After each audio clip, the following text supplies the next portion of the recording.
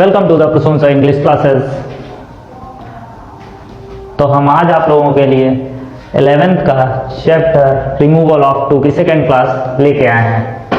आप लोगों ने फर्स्ट क्लास देख ली होगी, हमने आपको फर्स्ट क्लास पढ़ा दी थी रिमूवल ऑफ टू, जो हमारा ट्रांसफॉर्मेशन का ही एक पार्ट है। हमने बताया था कि ट्रांसफॉर्मेशन में हम लोग कितनी चीजें पढ़ने वाले हैं, कौन कौन से चैप्टर्स हम लोग ट्रांसफॉर्मेशन में पढ़ेंगे।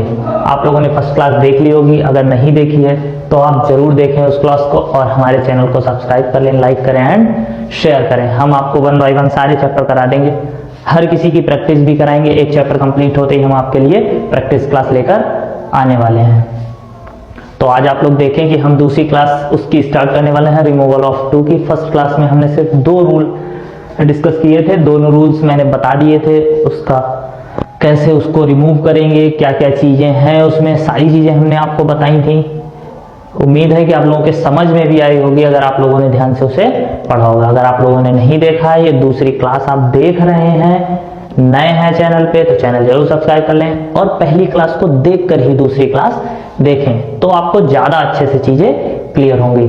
आप प्लेलिस्ट में नीचे जाइए, अभी ज्यादा क्लासेस हैं नहीं, न्यू क्लास चल रही है, तो आप देखें कि उसमें पढ़ के आए और उसके बाद सेकंड क्लास आप देखिए कि फिर देखिए ये सेकंड क्लास कितनी समझ में आती है जब आप पहली क्लास देख लेंगे। 9th-10th के जो बच्चे हैं वो एक्टिव पैसिव की क्लासेस देखें, मैंने 2 क्लासेस डाल दी हैं और थर्ड क्लास ही बहुत जल्दी आने वाली है, उसका थर्ड पार्ट और एक्टिव पैसिव फिर थर्ड क्लास के बाद मैं उसकी आपको प्रैक्टिस करा दूंगा, फिर मैं नया चैप्टर स्टार्ट करूंगा। आज हम देखेंगे 11th-12th की ट्रांसफॉर्मेशन का चैप्टर। चलो भाई,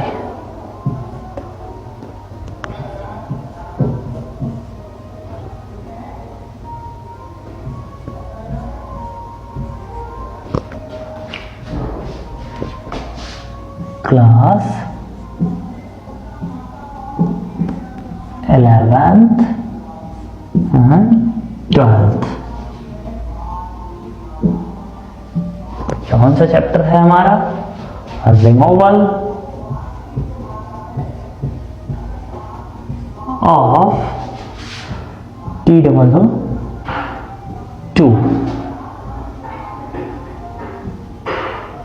हमने आपको फर्स्ट क्लास में भी बताया था, ये जो T2 है इसका जो पार्ट्स ऑफ स्पीच है ये है एडवर्ब। इसे क्या बोलेंगे? एडवर्ब। ये मैंने लास्ट क्लास में सारी चीजें डिस्कस की थी कि हम लोग इसमें क्या क्या पढ़ रहे हैं। 2 रूल्स पढ़ा दिए थे। क्या दोनों रूल्स थे? एक बार मैं फिर से बोले दे रहा हूं, जल्दी से आप देख लीजिए।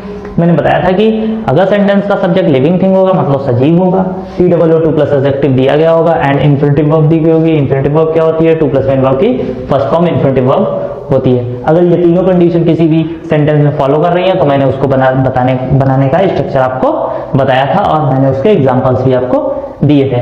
फिर मैंने सेकंड रूल बताया था जो इसका सेम छोटा भाई होता है, जिसमें क्या होता है, अगर सेंटेंस का सब्जेक्ट नॉन लिविंग थिंग होगा मतलब निर्जीव होगा, निर्जीव में चाहे कोई वो जानवर हो सकता है, चाहे पेड़ पौधे हो सकते हैं, पर्वत पहाड़ हो सकते हैं, कुछ भी हो सकता है, वो हमारा नॉन लिविंग थिंग में जाएगा। और लिविंग थिंग में हमारे व्यक्ति जाएंगे, जैसे हम हैं, आप हैं, कोई भी लेडीज है, भाई बहन जो भी है, वो हमारे लिविंग थिंग में जाएंगे। और सारे रूल्स T2 प्लस एडजेक्टिव दिया गया होगा उसी सेंटेंस में, इन्फिनिटिव वर्ब दी गई होगी। इन्फिनिटिव वर्ब क्या, मैं फिर से बताता हूँ, 2 प्लस मेन वर्ब की फर्स्ट फॉर्म को ही हम लोग इन्फिनिटिव वर्ब बोलते हैं। ये होगा तो उसको भी बनाने का सेंटेंस हमने बताया था कि कैसे सेंटेंसेस को बना सकते हैं। आज हमारा रूल नंबर 3 देखें।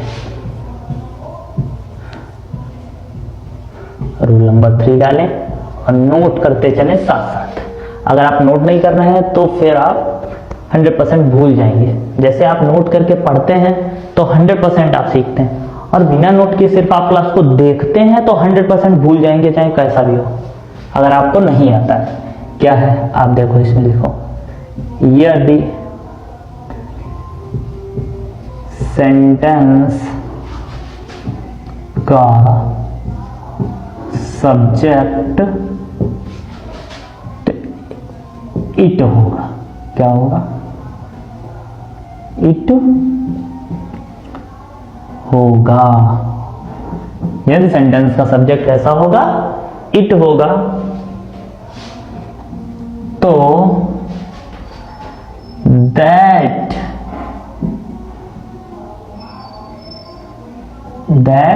तक, सेंटेंस का सब्जेक्ट इट होगा तो दैट तक पहले नियम की तरह ही बनाते हैं तथा दैट के बाद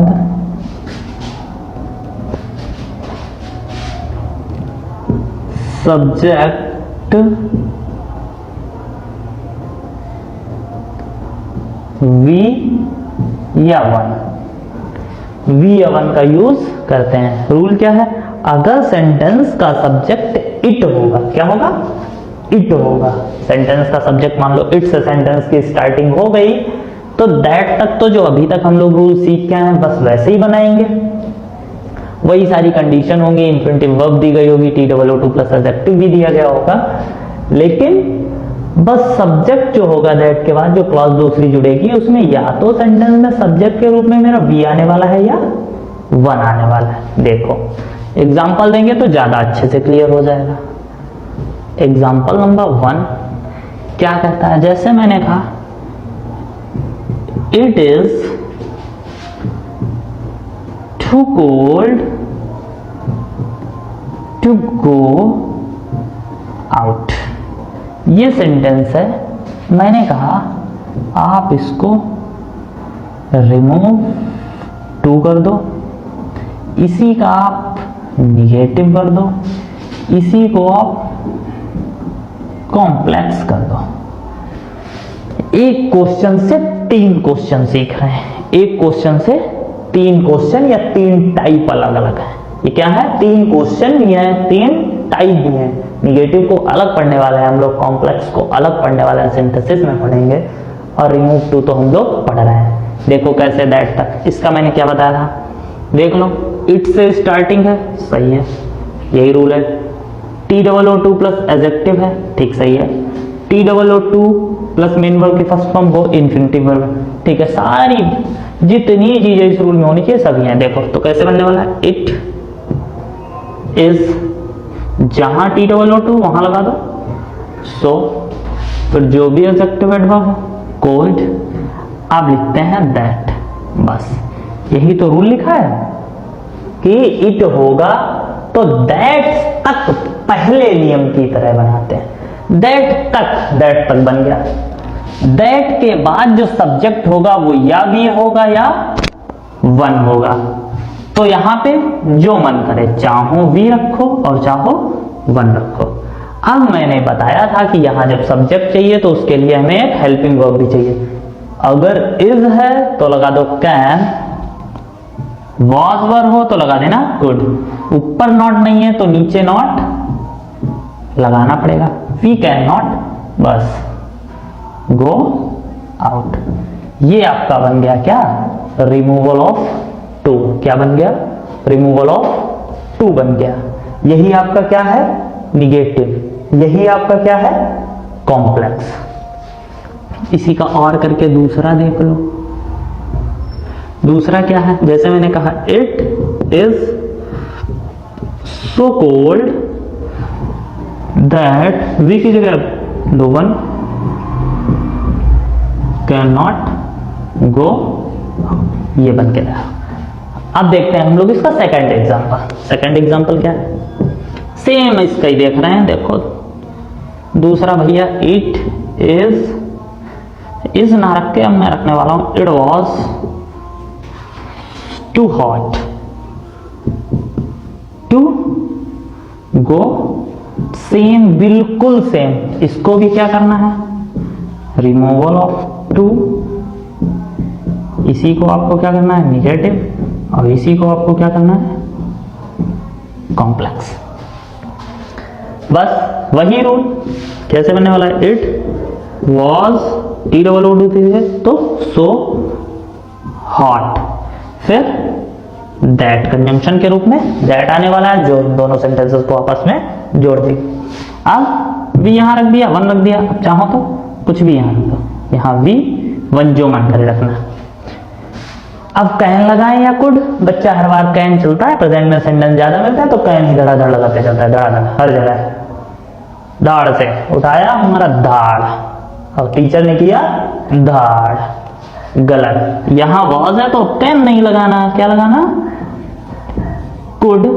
कुड फिर नॉट, फिर आगे जो भी है गो आउट। आप नोट कर लीजिए, हम थोड़ा साइड में हो जाते हैं।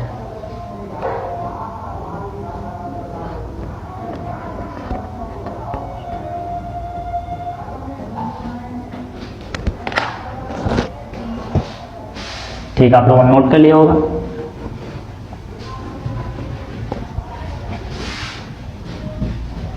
ये भी इतना छोटा सा रूल था जो आपका कंप्लीट हो गया।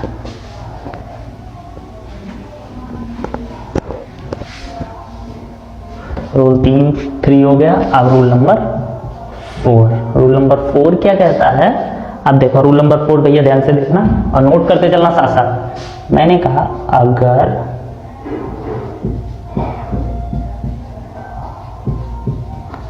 सेंटेंस में, अगर सेंटेंस में TOO प्लस एडजेक्टिव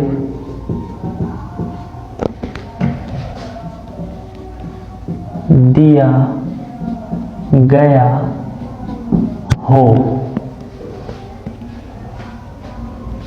और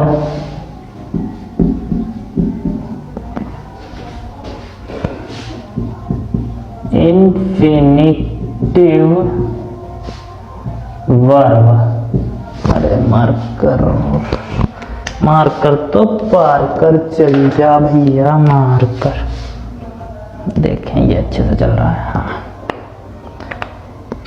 इंफिनिटिव वर्ब मतलब क्या होता है, 2 प्लस वर्ब की फर्स्ट फॉर्म दी गई हो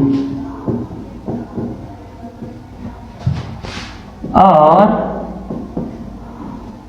फॉर के साथ क्या दिया, ऑब्जेक्ट दिया गया हो तब। रूल भैया देख लेना।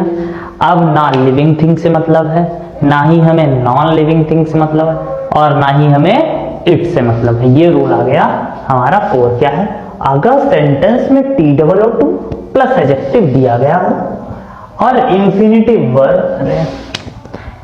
इंफिनिटिव वर्ब 2 प्लस वर्ब की फर्स्ट फॉर्म दी गई हो और फॉर के साथ ऑब्जेक्ट दिया गया हो तब। देखो एग्जांपल से ज्यादा अच्छे से समझ में आएगा, देखते हैं एग्जांपल में।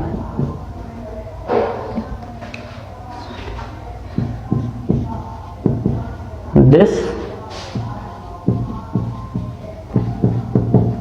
question is too difficult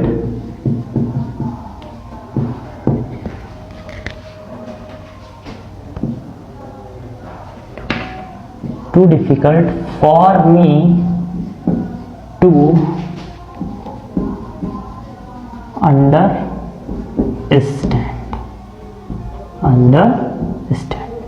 इसे भी क्या करना है, removal too. This question is too difficult for me to understand.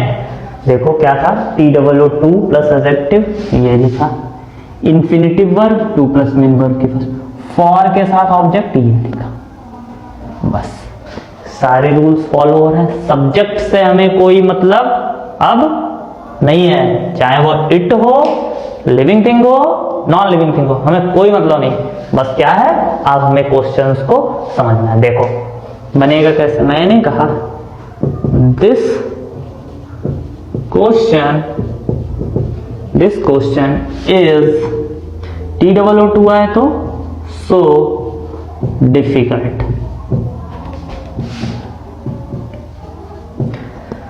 That तक सबकी कंडीशन वही चलती है, लगभग जितने रूल पढ़ोगे सब में दैट तक यही कंडीशन चलने वाली है। क्या, this question is so difficult that अब यहां से ध्यान से समझना, यहां पर वो सब्जेक्ट आएगा, यहां पर वो सब्जेक्ट आने वाला है जो फॉर के साथ ऑब्जेक्ट दिया होगा, जो फॉर के साथ ऑब्जेक्ट दिया होगा। यहां पे वही सब्जेक्ट आएगा जो फॉर के साथ ऑब्जेक्ट दिया होगा।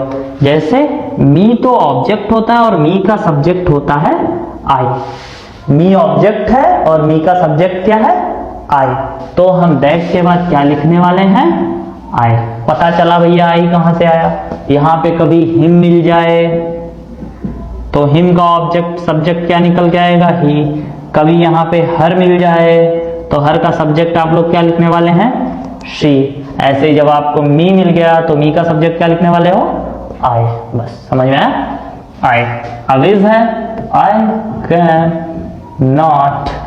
नॉट अंडरस्टैंड, वर्ब लगा दो, understand.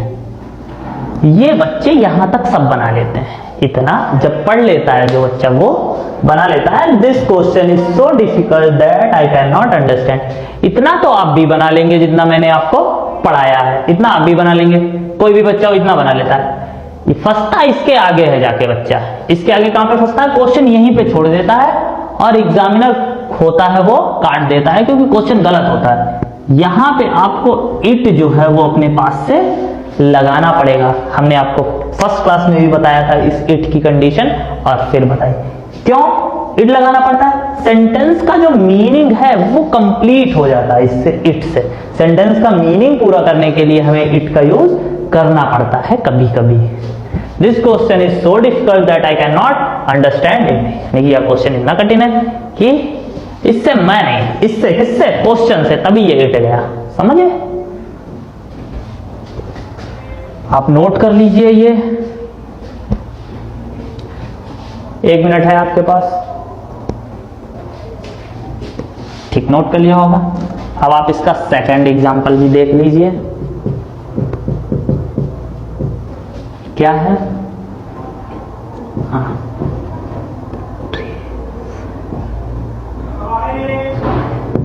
This tree is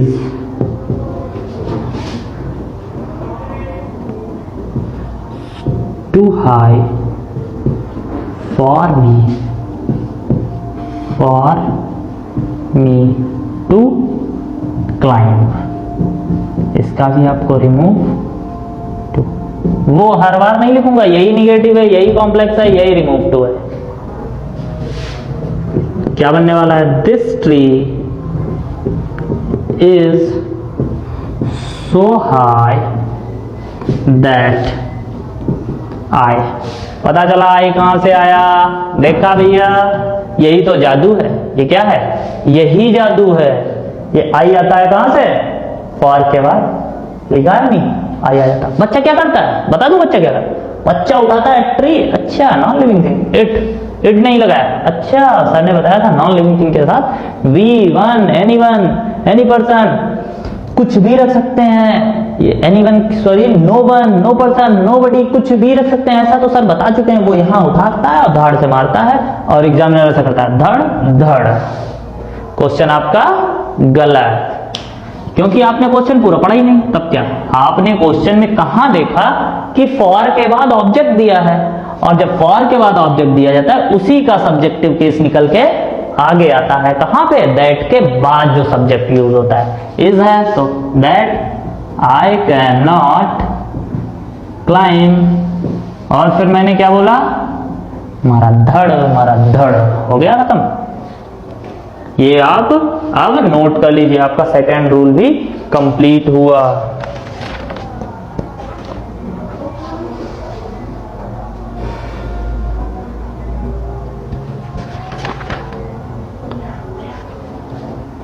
note कर लीजिए, हो गया होगा नोट। अब आप देखें आगे।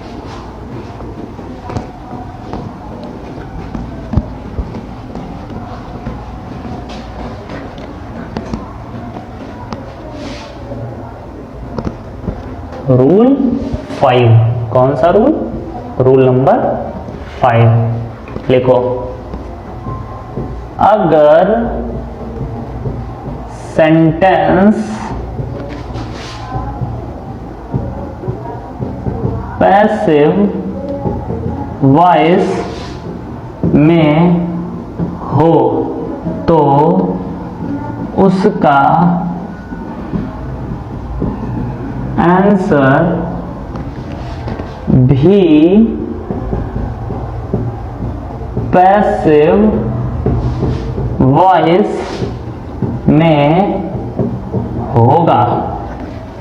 देखो कैसे, क्या मैंने बोला, अगर सेंटेंस पैसिव वॉइस में है तो उसका आंसर भी किस में जाने वाला है, पैसिव वॉइस में जाने वाला है। आंसर किस में जाने वाला है, पैसिव वॉइस में जाने वाला है। इसका एक एग्जांपल देखते हैं। मैंने कहा this car is too costly to be purchased। क्या करना है, रिमूवल ऑफ टू। क्या होने वाला है, रिमूवल ऑफ टू। क्वेश्चन सब दे रहे हो तो एक जैसे ही लग रहा है, बस थोड़ा थोड़ा चेंज हो रहा है, वही तो आपको पकड़ना है। वो नहीं आप पकड़ रहे हैं तो फिर आप अपनी भीड़ से आप पीछे हैं। इसी भीड़ से अगर आपको आगे निकलना है, भीड़ तो बहुत लंबी है ना, 11-12 के मार्क्स तो आगे बहुत ज्यादा डिपेंड करने वाले हैं आपके, कैसे मार्क्स लाते हो, इसका नॉलेज कैसा है आपका। अगर आपको नॉलेज नहीं है तब भी आप कुछ नहीं कर पा रहे हैं। अगर मार्क्स आपने आ भी गए, मान लिया कहीं फॉर्म डाल दिया, चीटिंग करके पास हो गए, तो कुछ नहीं होने वाला। फॉर्म डालिए अच्छी बात है, पर आप नॉलेज साथ में लेके चलिए। नॉलेज, अगर आपके पास नॉलेज नहीं है तो फिर यहाँ आपको संतुष्टि मिल सकती है, आप खुश हो सकते हैं, पर आगे आने वाले इन फ्यूचर में आप फिर खुद से ही परेशान होंगे। आप यही देखेंगे, आप यही सोचेंगे काश मैंने पहले पढ़ लिया होता। अगर आप पहले पढ़ लेते तो यही सोचोगे, अरे पढ़ लिया होता तो मैं यही वो जॉब पा लेता, अरे मैं वो जॉब पा लेता, वो वाली जॉब पा लेता, अरे बैंक में भी हो जाता। इंग्लिश नहीं आती नहीं तो बैंक में फॉर्म डालते। अच्छा, इतनी अच्छी मेरी मैथ्स नहीं है जो मैं बैंक और एसएससी में फॉर्म डाल दूं, कहीं सीजीएल क्वालिफाई कर लूं, कुछ पा लूं। आप शुरुआत में नहीं ध्यान देते, और जब आप बाद में आगे निकल जाते हैं, आगे निकलने के बाद क्या होता है, फिर आप पीछे का याद करते हैं, आप पास्ट में पहुंच जाते हैं। अब पास्ट में पहुंचने के बाद आप कहते हैं अरे ये नहीं किया, लाओ अब पढ़ लें, और तब पढ़ाई में आप बहुत पीछे हो जाते हैं। तब पीछे पढ़ के क्या करोगे, तब कुछ पा ही नहीं पाओगे। कितनी मेहनत करोगे, कितना पढ़ोगे, आपसे आपके क्लास वाला बंदा बहुत आगे निकल चुका होगा, है ना। तभी आप जिस क्लास में आप उस क्लास में पढ़िए। आप हमेशा अपने से पीछे वाले को ही ज्ञान देंगे, हमेशा याद रखना। आप 12th में हैं तो आप 10th वाले से कहेंगे भैया मेहनत कर लो, 8th वाले से कहेंगे भैया पढ़ लो, बहुत काम आगे आएगा, बहुत काम आगे आएगा। पर आप जिस क्लास में आप खुद के लिए नहीं सोचते हैं, क्योंकि ज्ञान तो पीछे वाले को देते हो, आप खुद के लिए नहीं हुआ। अगर आप वही चीज खुद के लिए कर लो तो समझो आपकी और आपके मम्मी पापा की, सबकी अच्छे से लाइफ कटेगी। मम्मी पापा को भी कोई टेंशन नहीं होने वाली आप लोगों से, बढ़िया से नौकरी करेंगे, बढ़िया एंजॉय करेंगे पूरी लाइफ। देखो क्या बनेगा इसका, दिस कार इज T-O-O-2 मिले तुम्हारो, सो कॉस्टली तो लिखो कॉस्टली। अब फिर वही आ गया दैट लगाया। अब यहां पर बात आती है किसकी, सब्जेक्ट की। यहां पे सब्जेक्ट क्या रखो, यहां पे सब्जेक्ट मैंने एक तो आपको बताया है कि जब सेंटेंस का सब्जेक्ट, रूल नंबर 2 पे पहुंच जाओ, जब सेंटेंस का सब्जेक्ट नॉन लिविंग थिंग होगा तो we, one, no one, no person, nobody, कुछ भी रख सकते हैं। एक तो उनमें से आप कुछ रख दो, ठीक है। कोई भी मैंने चाहा ये उठा के मैंने रखा वी, तुमने कहा नहीं सर हम तो रखेंगे वन। हमने कहा चलो हमने रख दिए दोनों, न वी न वन, न मेरा न तेरा, दोनों का हो गया। क्या हो गया, दोनों का। अब क्या ले आए, कैन नॉट, बस यहीं पे बात, कुछ नहीं करना। अरे परचेस्ड होगा क्योंकि पैसिव में आती है वर्ब की थर्ड फॉर्म, और बी के बाद वर्ब की कैन नॉट। अब लगाया बी और लगाया थर्ड फॉर्म, कुछ करना हुआ, जो ऊपर था वही हमने नीचे लिख दिया, कुछ ना किया, सेम वैसे ही बना दिया। बस याद कर लो बी प्लस, कुछ ऐसे सेंटेंस होंगे आपके सामने आएंगे कि बी नहीं भी लगा होगा, तब आपको पहचानना पड़ेगा कि हाँ ये तो पैसिव है, तब आपको बी बढ़ाकर ही थर्ड फॉर्म लगानी पड़ेगी। जब आपके साथ अभी एक्सरसाइज जब मैं कराऊंगा तब वो सेंटेंसेस आपको मिलेंगे, तब देखना मैं आपको कैसे फंसाता हूं। ये आप नोट कर लीजिए, बहुत छोटा सा रूल है आपका। हम साइड हो जाते हैं।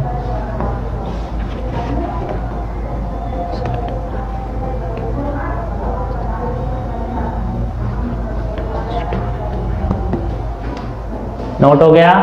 अच्छा देखो, आपको दिखाई दूं एक और एग्जांपल। मैंने कहा his conduct was too bad to mend, remove too. ये जो सेंटेंस है बच्चा देखता है और इसको पता है किससे बनाता है? रूल नंबर 2 से, जो मैंने आपको रूल नंबर 2 पढ़ा दिया था। क्यों? क्योंकि उसे लगता है अच्छा his conduct non living thing है, मतलब उसका आचरण, और ये उससे बना देता है। पर क्या है? His conduct was too bad to mend, मतलब उसका आचरण इतना बुरा है कि उसको सुधारा नहीं जा सकता। किसी दूसरे के द्वारा वो काम, जब कोई काम दूसरे के द्वारा कर दिया जाए वही तो पैसिव होता है, वही तो पैसिव होता है। बस ये आपको पकड़ना है। ऐसे ही कुछ सेंटेंसेस आपके में आएंगे जिसमें एग्जामिनर आपको फंसाएगा, पर आपको फंसना नहीं है। वॉज सो, फिर बैड दैट, फिर मैंने कहा सब्जेक्ट या तो वी रख दो, या चलो V1 कुछ ना रखें, हम नो वन रखेंगे। क्या रखने वाले हैं?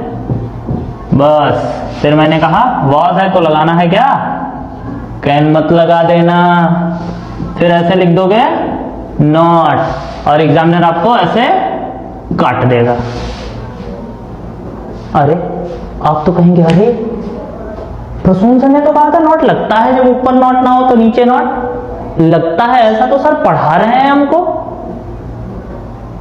लेकिन प्रसून सर ये भी तो पढ़ा रहे हैं कि जब no one, no person, nobody, none, इनमें से कुछ लगा होगा तो नॉट नहीं लगता। हटा दो, इसे नहीं लगाना। तो नो वन कुड, अब लगाना है पैसिव में बनाना है ना, बी मेन डेड। आपका पैसिव बन के हुआ तैयार, डन डन। नोट करो फटाक से।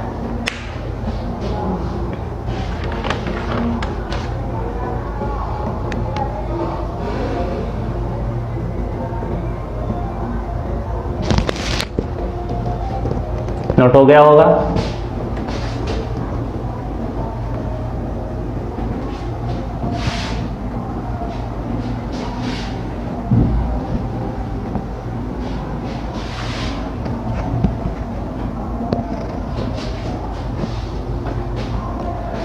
अब है अगर सेंटेंस, अगर सेंटेंस में केवल, अगर सेंटेंस में केवल TOO प्लस एडजेक्टिव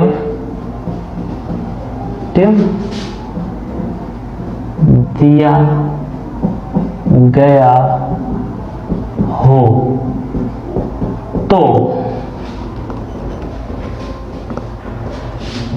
TOO के स्थान पर ओवर या एक्सट्रीमली, ओवर या एक्सट्रीमली का प्रयोग करते हैं। क्या मैंने बोला? अगर सेंटेंस में केवल TOO प्लस एडजेक्टिव दिया गया हो तो TOO के स्थान पर ओवर या एक्सट्रीमली का प्रयोग करते हैं। इसी में एक नोट डाल के आपको लिखना है, नोट इंपॉर्टेंट, इंपॉर्टेंट भी लिखना है। नोट क्या है? एक फ्रेज भी आती है,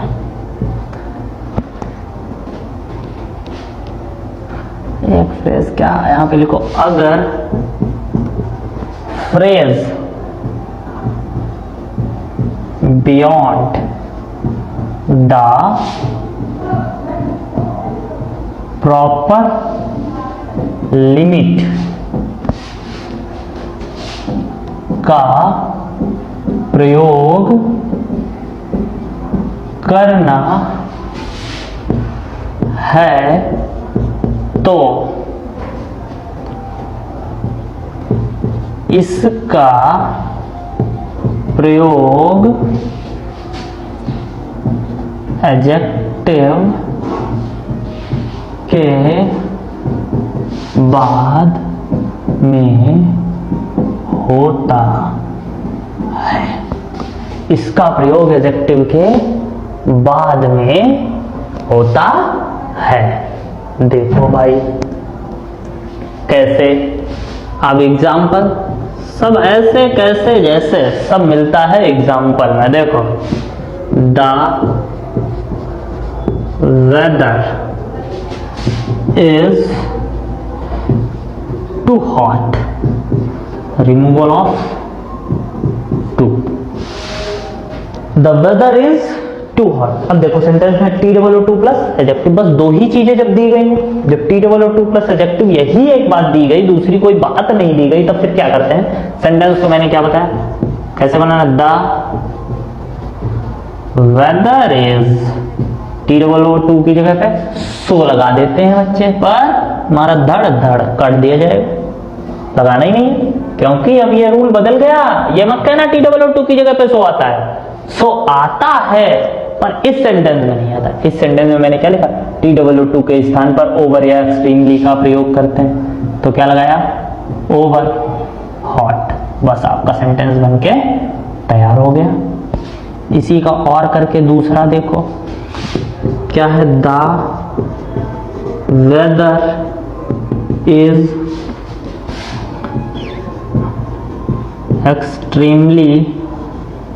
एक्सट्रीमली हॉट। इसी का तीसरा भैया देखो, छोटा भैया, बीच वाला भैया, बड़ा वाला भैया, देखो क्या है, द वेदर इज हॉट। अब आपको क्या लिखना है, beyond the proper limit, the weather is hot beyond the proper limit. यही तो मैंने नोट में लिखाया है आपको, तभी तो इंपॉर्टेंट बताया। अगर phrase beyond the proper limit का प्रयोग करना है तो इसका प्रयोग एडजेक्टिव के बाद में होता है। ये हॉट एडजेक्टिव हो गया। बच्चा क्या करता है, बियॉन्ड द प्रॉपर लिमिट को भी उठाता है और TOO2 की जगह पर ही रख देता है, और उसका ये सेंटेंस भी गलत हो जाता है। आप जितनी गलती करेंगे, मैं आपकी वो सारी गलतियां नहीं होने दूंगा। मुझे सारी गलतियां पता है, आप करने कहां पे वाले हो, कहां कहां गलती होती है, वो मैं आपको साथ साथ बताते चलूंगा कि आप गलती करते कहां पे, वही गलत होगा। क्योंकि इतना तो मुझे अब पता चल गया है कि बच्चा गलती करता कहां है। ऑफलाइन क्लास में सब पता चलता है कि बच्चा गलती कर कहां रहा है। ठीक है बेटा, ये अब आप नोट कर लीजिए। लगभग आपका रिमूवल ऑफ टू खत्म हो गया।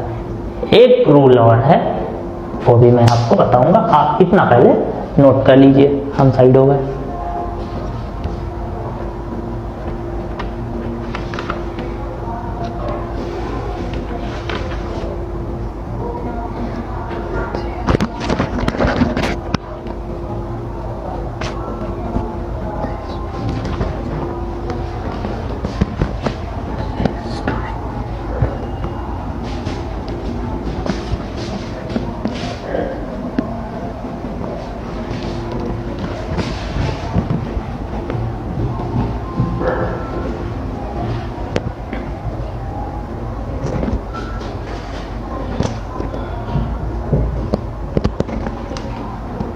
अब हमने कहा, अब लिखो, अगर सेंटेंस में नॉट का प्रयोग हुआ है तो उसके दैट वाली क्लॉज में नॉट का प्रयोग नहीं होगा। क्या है रूल? अगर सेंटेंस में नॉट का प्रयोग हुआ है, सेंटेंस में नॉट दिया गया है, तो अब दैट वाली क्लॉज में नॉट का यूज नहीं होगा। एग्जांपल से समझते हैं। She is too intelligent not to solve the question. Not to solve the, क्या करना है? Removal of too, removal of too. क्या? She is too intelligent not to solve the question, not to solve the question. तो मैं इसे कैसे बनाऊंगा? देखो, वैसे ही बिल्कुल she is T double O की टू, यहां पे टी डबल ओ टू की जगह पे क्या आएगा? सो इंटेलिजेंट, फिर आने वाला है क्या? दैट। दैट के बाद बारी आती है सब्जेक्ट कहां से आएगा? रूल नंबर फर्स्ट, सेंटेंस का सब्जेक्ट मूविंग थिंग है तो वही रिपीट होता है। क्या? शी इज है तो कैन, क्या नॉट लगा दें ऐसे, और एग्जामिनर ने मारा धड़ ऐसे। क्यों? क्योंकि अब सेंटेंस में ऊपर नॉट तो नीचे नहीं, नीचे नॉट तो ऊपर नहीं। क्या मैंने बोला? ऊपर नॉट तो नीचे नहीं, नीचे नॉट तो ऊपर नहीं। बस क्या? नॉट ऊपर है, यहां नहीं लगाना। शी कैन, अब लिखेंगे क्या? Solve the question. आप इसे नोट कर लीजिए। आज आपके इसके रूल्स खत्म हुए सब। आपका removal of too chapter complete हो गया। अब हम आपकी इसकी प्रैक्टिस कराएंगे। एक दिन हम आप लाएंगे जिस दिन क्लास, उस दिन आपकी मैं प्रैक्टिस क्लास लाऊंगा, और फिर आप उसकी जब ये रूल्स आप पढ़ लेंगे, नोट कर लेंगे, सब समझ लेंगे, उसके बाद जब मैं प्रैक्टिस कराऊंगा तो आप देखना कोई भी क्वेश्चन फंसने वाला अब आपसे नहीं है। चाहे कोई भी क्वेश्चन आपको रिमूवल ऑफ टू का दिया जाएगा, वो आपको से फंसेगा बिल्कुल भी नहीं। अगर आप मेरे चैनल पे नए हैं तो फिर आप मेरे चैनल को सब्सक्राइब कर लीजिए, लाइक कीजिए एंड शेयर कीजिए। अपने फ्रेंडों को जरूर शेयर कीजिए और बताइए कि वहाँ इंग्लिश की क्लास चलेगी और चलती है, डेली चलती है, आपको क्लासेस मिलती हैं। इस टाइम पे थोड़ा बिजी हो गया था, ये कवर आवर का समय चल रहा है, कभी चले गए साथ में तो नहीं, और बाकी आपको रेगुलर क्लासेस मिलेंगी और हर एक चैप्टर को हम आपके कंप्लीट कराने वाले हैं। एक्सरसाइज भी उसकी हम कराएंगे विद सॉल्यूशन, उसका सॉल्यूशन भी कराएंगे, आप नोट कर पाएंगे। और आप अगर सारी क्लासेस लेते रहेंगे, रेगुलर पढ़ते रहेंगे तो आपके अच्छे मार्क्स भी आने वाले हैं। 100% आप अच्छे मार्क्स पाएंगे। आप मेरे साथ मेहनत कीजिए और आप एंजॉय कीजिए। फिर आप देखिए कि आप क्लास में जाते हैं, अपने कहीं जहां भी पढ़ते हैं, फिर आप क्वेश्चंस को सॉल्व कर रहे हैं या नहीं कर रहे हैं। क्वेश्चन आप खुद ब खुद सॉल्व कर देंगे, टीचर के बताने से पहले ही आप सॉल्व कर देंगे कि हाँ, अगर आपके समझ में आ जाएगा, समझ में आएगा तो तभी जब आप पढ़ लेंगे। आप पढ़ते रहिए और समझ में तो 100% आना है, उसमें कोई डाउट नहीं। अब आप नोट कर लीजिए।